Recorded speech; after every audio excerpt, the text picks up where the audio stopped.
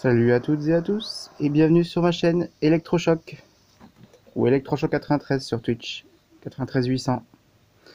Donc Electrochoc 93 800, bonjour et bienvenue. On va regarder aujourd'hui une vidéo réparation DS Lite.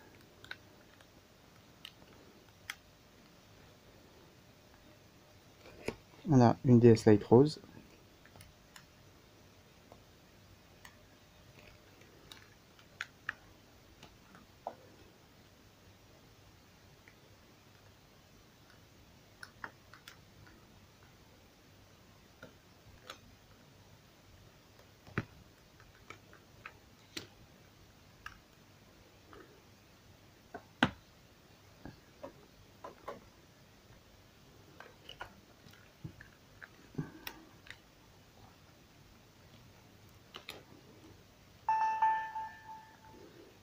On voit que elle a comme souci la DS Lite rose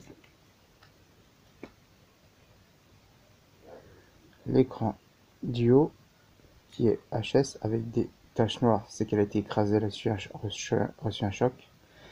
Quand elle reçoit un choc, les écrans des DS Lite, les écrans LCD, on voit que souvent il y a des taches noires ou une barre noire ou des traits noirs. Et là on voit même que c'est typique parce que même sur la couleur,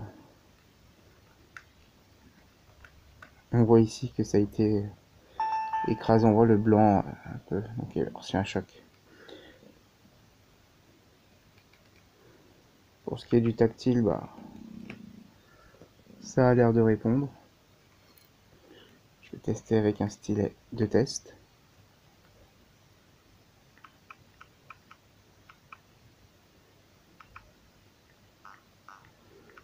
Le tactile répond pas très bien, mais il répond. Donc le tactile aussi n'est pas bon, il fonctionne pas, il n'est pas opérationnel à 100%.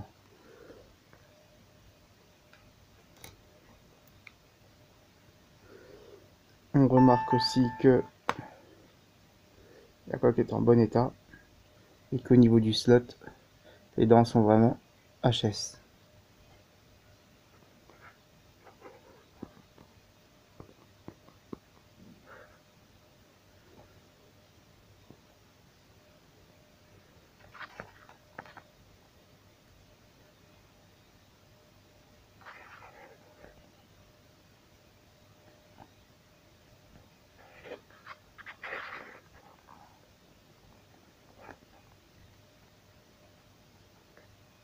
J'ai fait le point. En faisant le point, on remarque que les slots, dans le slot, les dents sont vraiment tordues et carrément, elles se touchent entre elles. Donc, ça n'est pas bon. Elles sont bien trop tordues.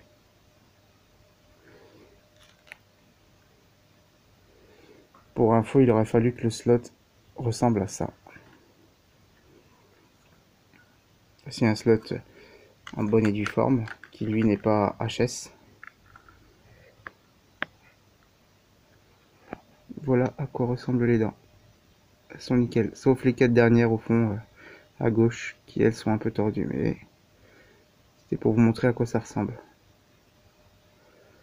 Voilà. Sur notre DS, on remarque que le slot est à changer.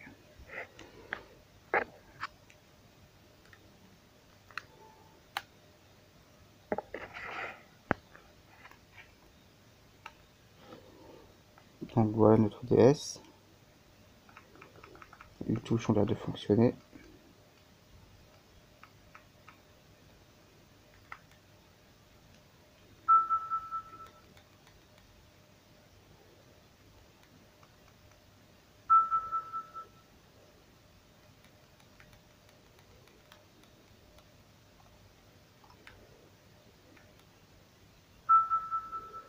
On va mettre oui à tout. Comme ça, on saura directement que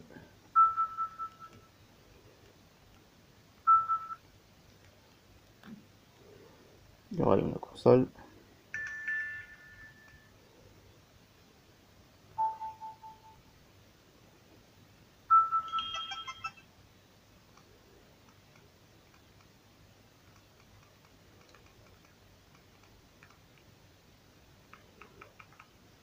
Le chat peut servir à tester les touches.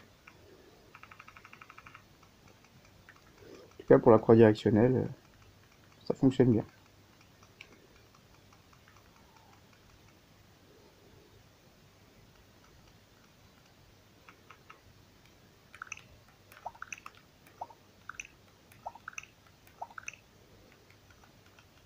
Les gâchettes aussi. Le seul souci, c'est vraiment l'écran du haut, le tactile et le port cartouche. Donc ça va faire 3 réparations sur cette DS. On va commencer par la première réparation qui va être ouvrir la console et s'occuper du port cartouche. Après je ferai une deuxième partie où justement on verra pour le changement d'écran LCD. Et la troisième partie regroupera le changement avec un nouveau tactile et la refermeture de la console avec sa nouvelle coque.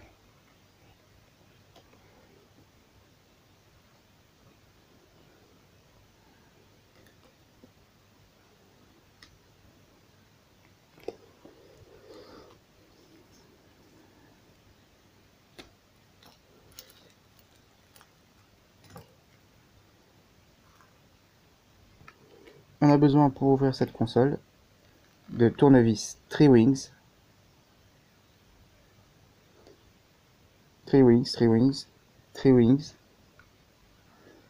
Cruci, Cruci, Cruci et Cruci.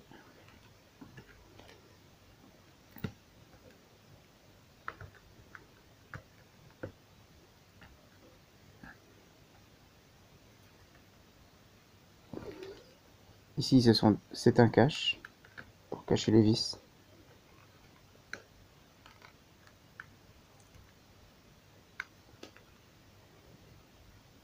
Hop.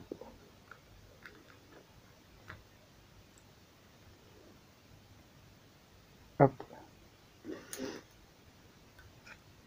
On observe donc qu'on a bien deux vis cruciformes, petit cruci.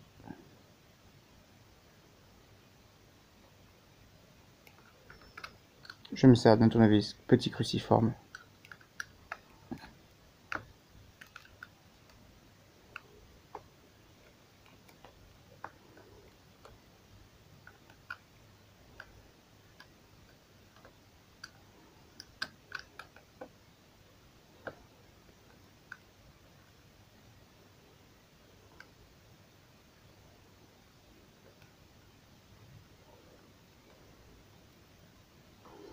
Et voilà.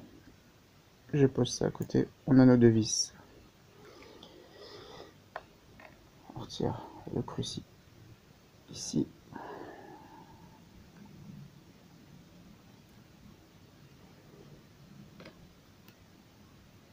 Celle-ci tient aussi la carte mère. Directement, elle n'est pas affilée à la coque. Et on va le retirer déjà, ce sera quelque chose de fait. On se sert donc d'un tournevis Triwings, comme ceci. C'est pour Nintendo.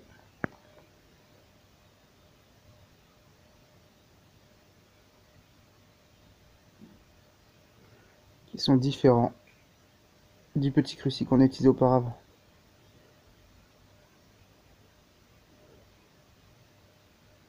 Petit cruciforme, il y a 4 barres sur les côtés, formant une sorte de X. Le Triwings, ça forme une sorte de truc triangulaire. Voilà.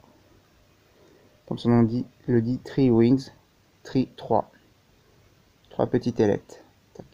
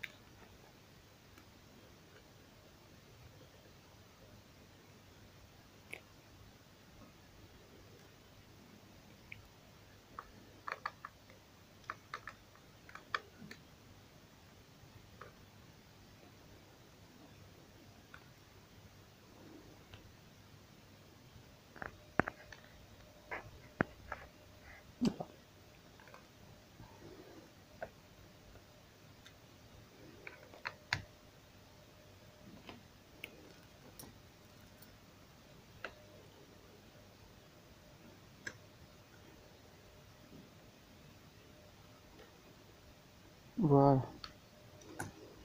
Les vis sont pas parties, mais elles ont été dévissées.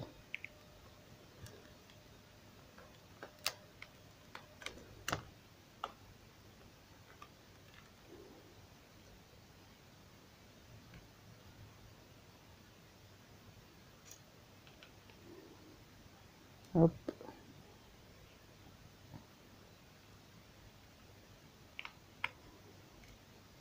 Hop.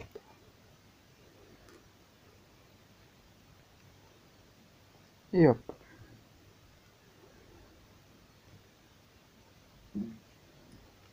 On a du coup ainsi notre DS Lite qui est prêt à être ouvert. Je me sers de l'ongle pour bien détacher la partie, car c'est bien clipsé, comme on peut le voir.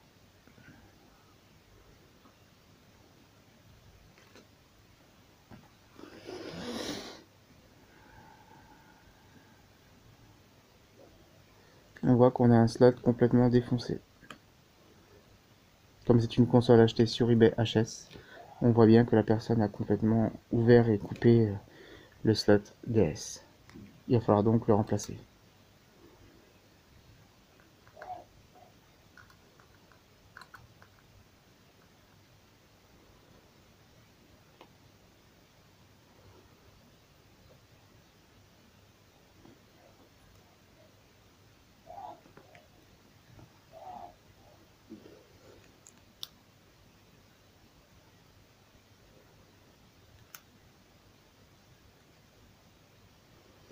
Et voilà. Je pense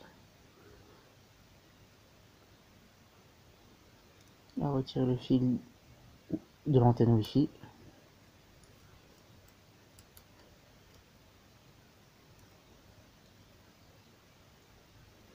Qui a été raccordé au module Wi-Fi Mitsumi de chez Nintendo pour leur DS Lite.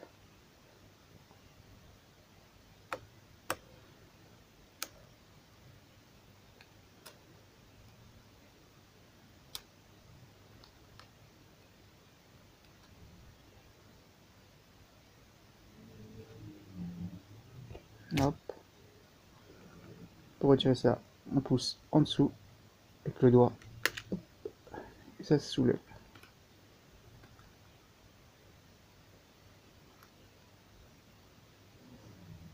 On retire le petit pas de caoutchouc qui était resté collé, qui sert à la croix directionnelle.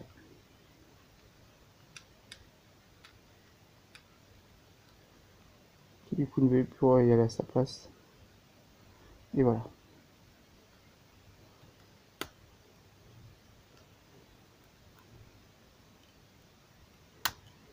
On retire ceci délicatement, car il ne faudrait pas abîmer le connecteur de la nappe, le connecteur P3.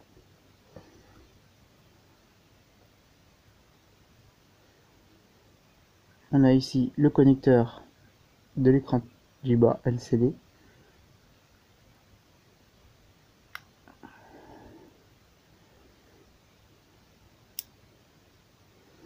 Le connecteur P4 qu'on retire l'écran LCD. C'est pour l'affichage du LCD.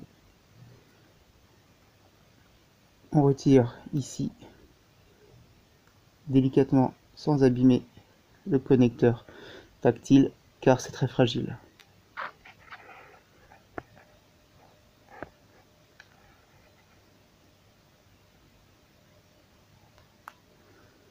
Voilà.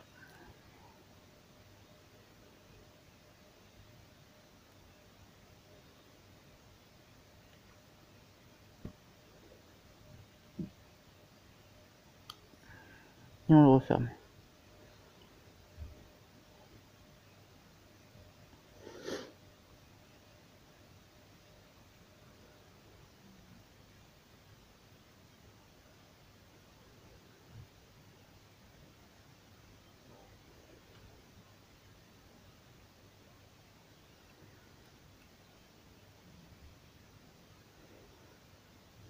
On remarquera ici que la partie métallique ici sert surtout de levier pour abaisser la tige qui est en dessous et qui fait avancer et qui bloque cette partie là.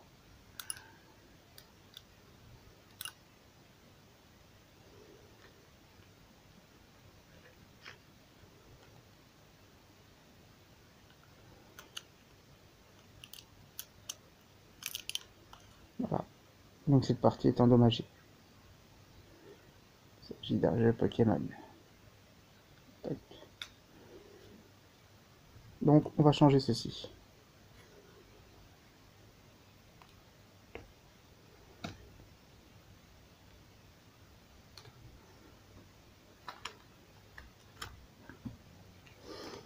Pour ce faire,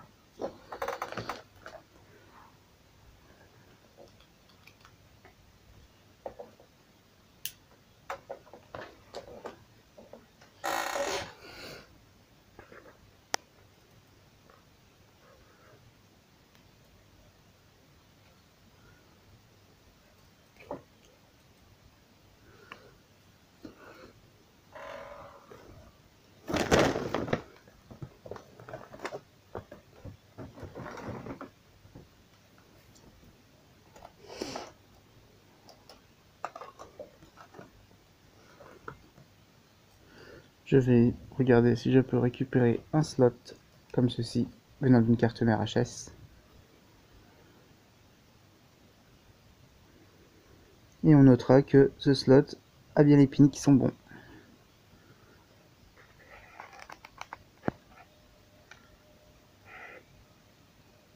Comme on peut voir, les dents sont nickel.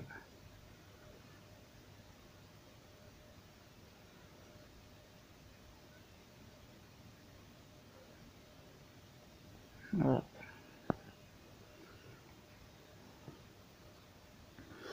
Donc je vais récupérer ce slot là, je vais le dessouder et le mettre sur celui-ci.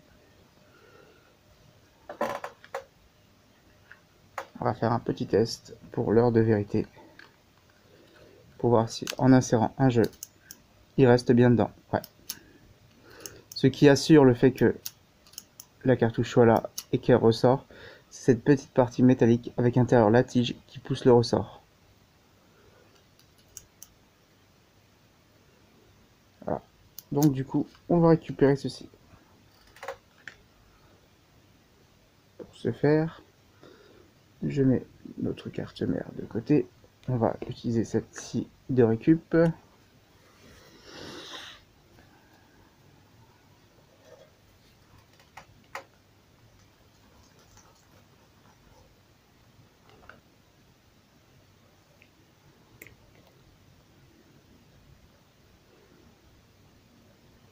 Je me munis de mon fer à souder, comme celui-ci.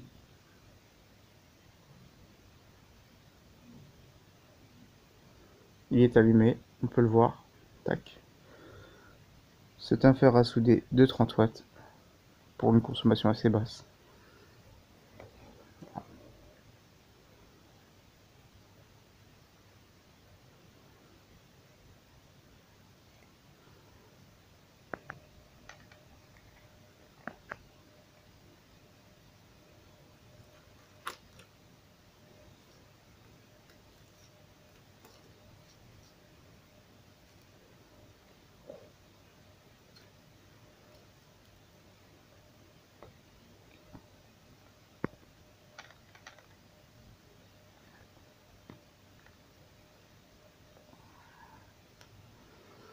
Voilà, je règle le focus.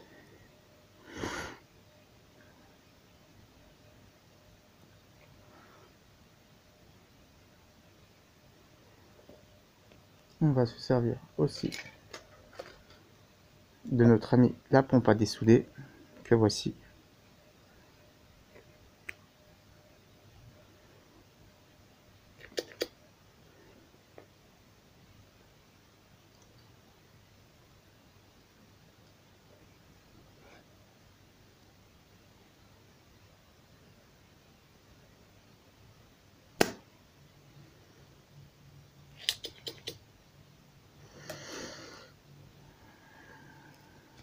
On a pu donc retirer un peu plus de soudure, bien qu'il y en avait beaucoup.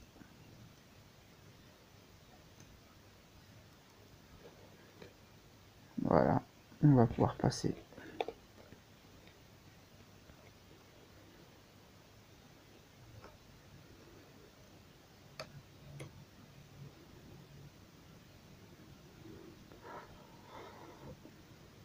Voilà, on l'a légèrement surélevé.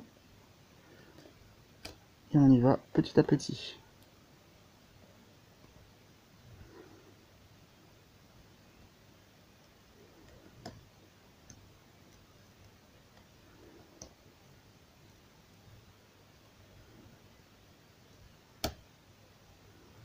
Et voilà.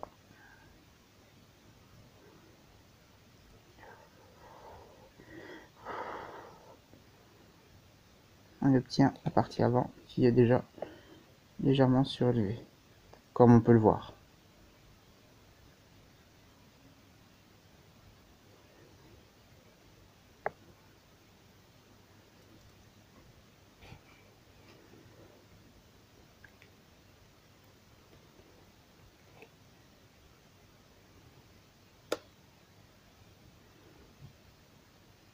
Et voilà.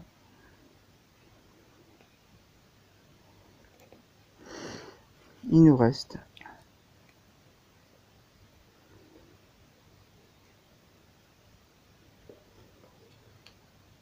à faire la même chose vers l'avant. Et on obtient notre porte-cartouche qui se soulève. Voilà. Après, il faut s'occuper, après avoir fait celle-ci, celle-là, il nous reste à faire celle-ci et celle-là.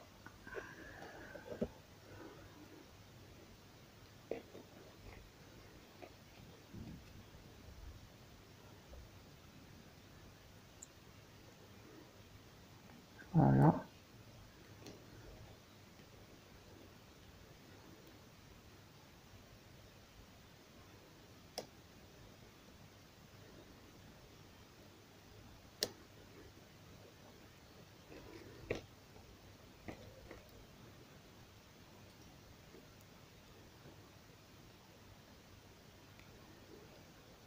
On va céder, comme il y a beaucoup de soudure, d'étain, on va céder notre ami la pompe à dessouder.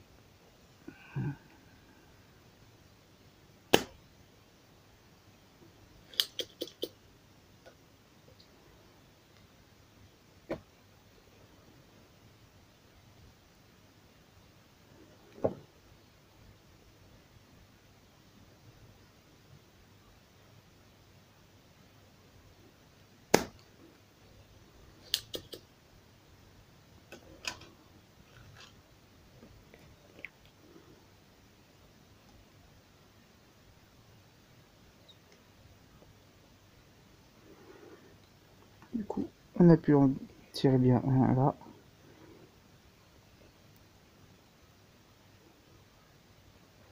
Et voilà, on a retiré nos 4. Seules tiennent maintenant les pins qui servent aux données des cartouches de jeu, pour la lecture des cartouches de jeu.